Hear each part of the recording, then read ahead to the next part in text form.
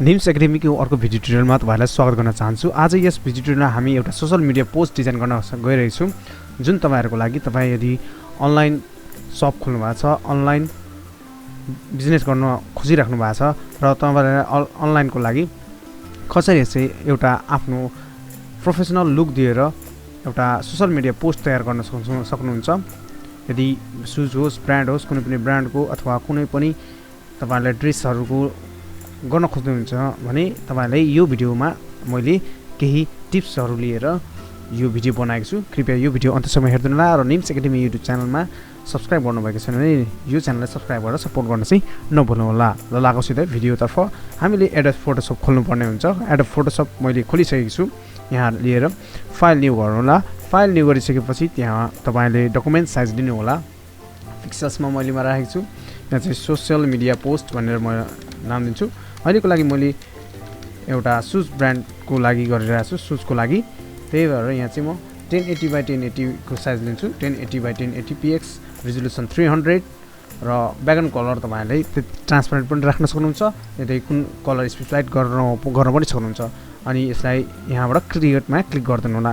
यसरी हाम्रो क्रिएटमा क्लिक गर्छु यो हाम्रो क्यानभास साइज आउँछ। यो साइज आइसकेपछि तपाईहरुलाई सिधै रेक्टेंगल टुलमा जानु होला। रेक्टेंगल टुल यहाँ जानेर सेप टुल भित्र रेक्टेंगल टुल यहाँ भित्र आएको छ।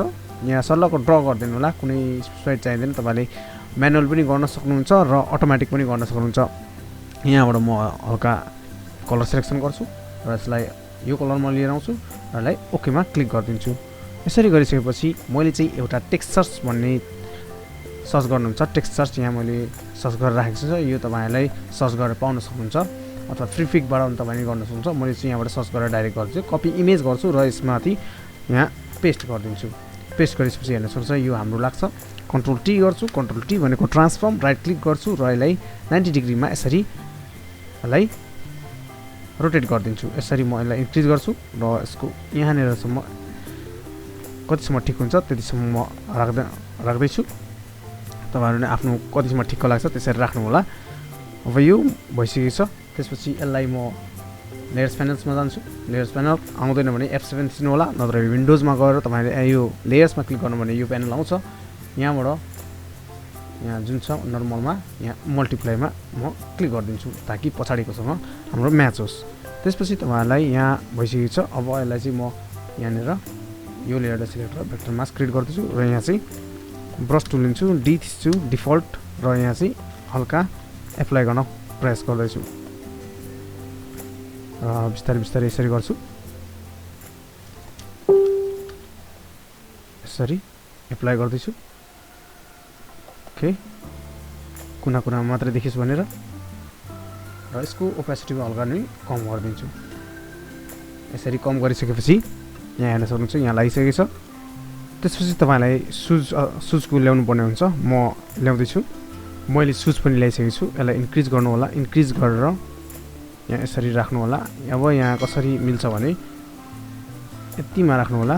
अब यो ब्याकग्राउन्ड छ तपाईहरुलाई ब्याकग्राउन्ड म्यानुअल पनि तपाईले पेन टुलले तपाईले रिमुभ गर्न सक्नुहुन्छ। यदि तपाईलाई अप्ठ्यारो लाग्छ भने तपाई सिम्पली मल्टिप्लाईमा क्लिक गरिदिनु होला। मल्टिप्लाई क्लिक गरेपछि हेर्न सक्नुहुन्छ यो यस्तो भएको छ र कहाँ गएर मिल्छ त्यो पनि तपाईले हेर्न सक्नुहुन्छ। कहाँ गएर मिल्छ त्यसरी पनि तपाईले गर्न सक्नुहुन्छ। अहिलेको लागि म मल्टिप्लाई नै सिलेक्ट गरिदिन्छु र यो जुन छ हामीलाई भेक्टर मार्क्समा क्लिक गरिदिन्छु र ब्रस टुल लिन्छु। ब्रस टुल लिएर यसको जुन बाहिरपट्टिको छ कन्ट्रोल जेड यसलाई नदेखोस् भनेर यसरी यसलाई मेटाइदिन्छु र यसरी यसलाई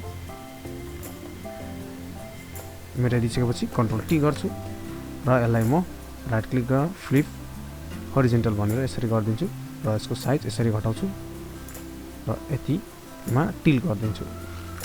हेर्न सक्नुहुन्छ यो भइसकेको छ नर्मली। अब यो लोगो अनि उल्टो पनि राख्न सक्नुहुन्छ। कन्ट्रोल टी म अघिको यस्तोमा फर्काइदिन्छु सुजलाई र यसरी गरिदिन्छु। ओके, यसरी गरिसकेपछि टाइप टुल लिन्छु।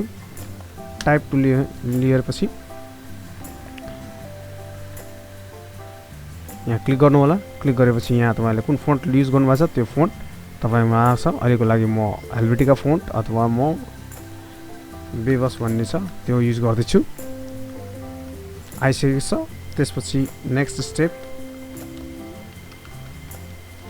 कन्ट्रोल ए कन्ट्रोल टी यसको डिस्टेन्सिङ 0 गरिदिन्छु र यसलाई फन्ट साइजलाई इन्क्रिज गरिदिन्छु र यसलाई कन्ट्रोल ए गरेर यसको कलरलाई यसमा लिएर जान्छु र यसको ओके गरेर यसको कन्ट्रोल ए फन्ट साइजलाई फेरि सानो गरेँ यतिमा राखेँ र यसको डिस्टेन्सिङलाई यसरी घटाइदिएँ।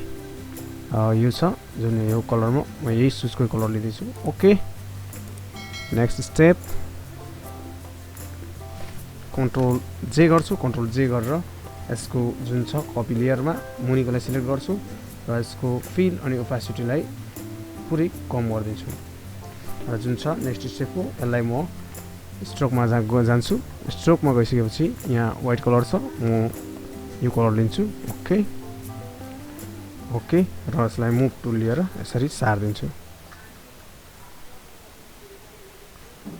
सक्नुहुन्छ अहिले यो देखेको छैन स्ट्रोकमा फेरि जाउँ।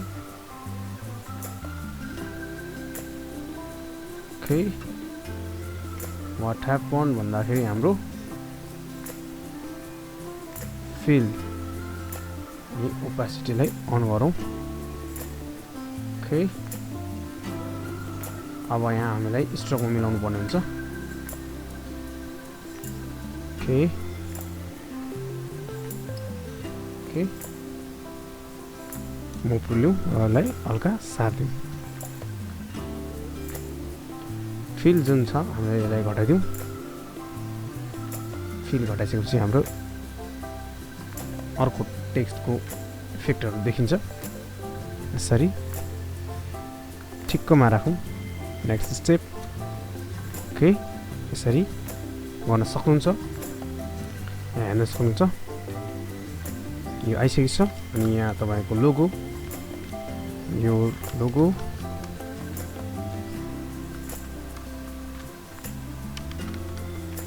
Control A font size is small. You can use this color or black color कुन सुटेबल लाग्छ तपाईलाई त्यो कलर चुज गर्नु छ। अहिलेको लागि म यही कलर युज गर्दैछु। Control A 10 pt 12 pt okay 12 pt यो लोगो एन्ड मुनि चाहिँ तपाईहरुले म माथिकै फन्टलाई सिम्पली सिलेक्ट गर्छु यहाँ राख्छु। Try Control A contact number location Control A and then यहाँ जुन छ यसलाई म अटोमा राख्दिन्छु। तपाईले अटोमा राख्नु होला र यसको फन्ट चाहिँ 10 pt मा राख्छु र यसको कलर चाहिँ यो कलरमा राख्छु। ओके यसरी गर्न सक्नुहुन्छ। त्यसपछि अफरहरु छ भने यहाँ राख्दिन सक्नुहुन्छ।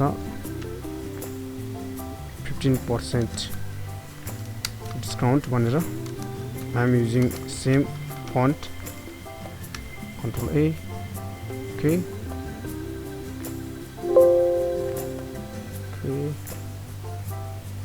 क्लिक गरिदिन्छु 15% डिस्काउन्ट ल यहाँ प्लेसमेन्ट गरिदिन्छु।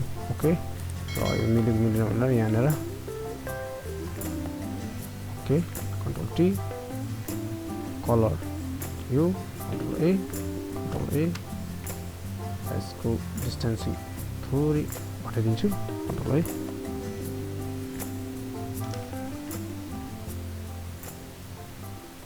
ओके ओके फाइनली यो हाम्रो डिजाइन भइसकेको छ। ओके हेर्न सक्नुहुन्छ म दुईटैलाई सिलेक्ट गर्छु। नेक्स्ट स्टेपलाई र हल्का माथि लैजान्छु। ओके यसरी तपाईहरुले आफ्नो पसलको लागि अथवा अनलाइन तपाईले सेलिङ र बाइङ गर्दै हुनुहुन्छ भने यसरी पनि तपाई गर्न सक्नुहुन्छ। यदि तपाईलाई कुनै क्वेशनहरु सोध्नु पर्ने छ भने प्लिज कमेन्ट बक्समा गरिदिनु होला र यो भिडियो कस्तो लाग्यो आफ्नो प्रतिक्रिया जनाउनु होला। यो च्यानलमा नयाँ हुनुहुन्छ भने निम्स एकाडेमी युट्युब च्यानललाई सब्स्क्राइब गरेर सपोर्ट गर्नु चाहिँ नभुल्नु होला। भिडियो हेर्दैमा धेरै धेरै धन्यवाद। अर्को भिडियोहरू लिएर आउने नै छु। Thank you.